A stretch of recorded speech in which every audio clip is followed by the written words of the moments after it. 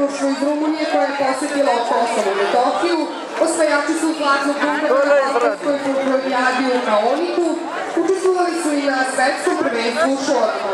Ovo društvo ima i ogranak rumunskih igara pod ansamblom Vittorio Pozezina i rade evropske projekte u okviru asocijacije Toniland. Društvo Sveti Nikola iz Radinja u svojim vitrinama čuva trofej Feniks za najbolji kulturni rad u sklopu dobe kulture, trofej Oskar Klisore za najbolju ekipu godine, osvojili su i drugo mesto na takmičenju etno devojke na danima Dunava u Golcu i to su samo neka od priznanja koje je društvo osvojilo. Društvo broji oko 80 članova raspoređenih u 3 grupe, a sarađuju sa društvima iz Kruševca, Sakula, Golovca, Kusića, Tomaševca i mnogih drugih. Osnivač i rukovodilac društva je učitelj Tomislav Popović. Aplauz!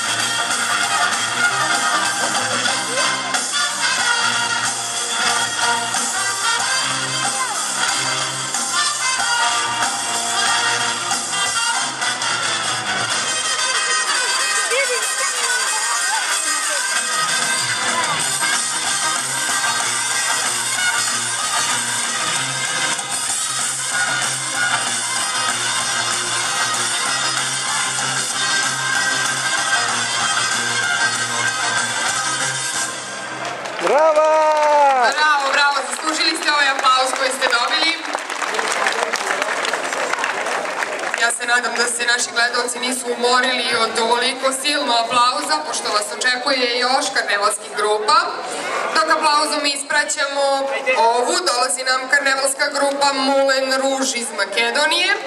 Kar je Moulin Rouge? Grupa Moulin Rouge je jedna od najrenomiranijih karnevalskih grupa